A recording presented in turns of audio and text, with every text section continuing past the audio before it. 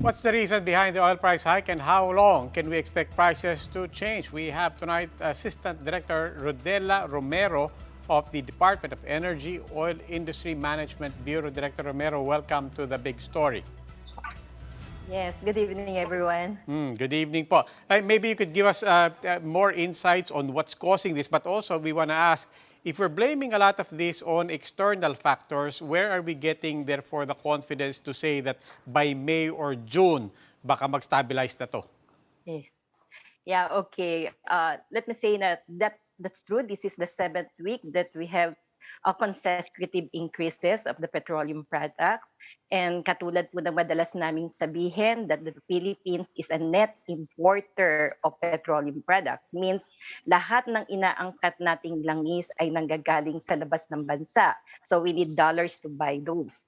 So basically, based on the monitoring of the Department of Energy on the world oil market developments, the reason for the continued oil price increases, first is the increase in the oil demand. Ibig sabihin, tumaas yung pangangailangan sa langis dahilan po sa pagbalik ng ekonomiya out of the pandemic. Nagre-recover na yung ekonomiya ng bansa.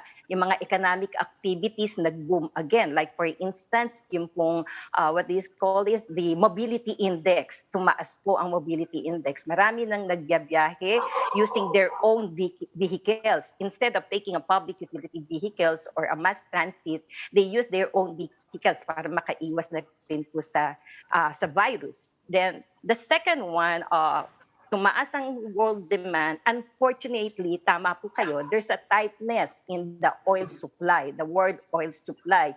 And based on the records ng Platts, there's a minimal difference between the world demand and the world supply. So any supply disruption would definitely affect the price. Like in the case of December 2021, there's a deficit of 1.83 million barrels of oil per day. And then those other factors that would contribute to the supply tightness. They mentioned earlier the explosion in Nigeria, and top on the list, di po ba, nababalitaan nyo, the conflict between Ukraine and Russia. So it's a geopolitical conflict. And then there's some technical consideration also. There's also an oil spill in the pipeline of Ecuador, and then the Kazakhstan diversion of their imports to their consumption. So malinaw po, So both on those the are the factors. So malinaw po, both on the supply side and the demand side may problema tayo, but as we always Tama po. say, we worry about what we can control. What can we control? Ano pong pwedeng gawin ng gobyerno at ng buong lipunan? Is there anything that is within our control in this kind of a situation? Yeah, tama po. Yung world development, wala po tayong control. So ano nga ba ang ginagawa ng Department of Energy? I heard some news from Kaobet, yung mga transport sector po na nag-a-appeal. So considering that the primary objective ng Department of Energy is to ensure security of supply, na dapat may magagamit po talaga tayong petroleum products.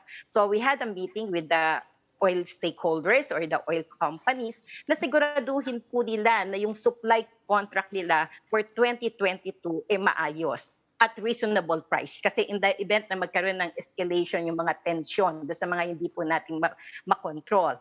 Tapos at the same time po, nagkaroon din ng partnership ang Department of Energy with the Department of Agriculture po para mabigyan ng a sort of targeted relief o pangsamantalang tulong ang ating mga kapatid na farmers or the fisher folks. So merong nakalaan na parang fuel discount program for the farmers and the fisher folks.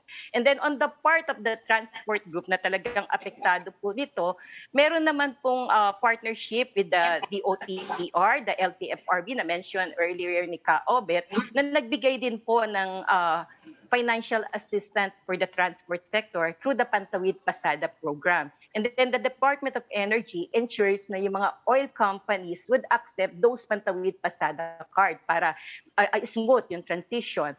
And then we continue to appeal to the oil companies na ipagpatuloy pa rin po yung pagbibigay ng discount sa ating mga transport sector. Okay. So if you look at the Department of Energy webpage, so may mga listahan po kami ng mga gas station na nagbibigay ng discount sa Sige ating pa. transport sector. Sige pa. Maraming salamat po, Director Romero ng Department of Energy.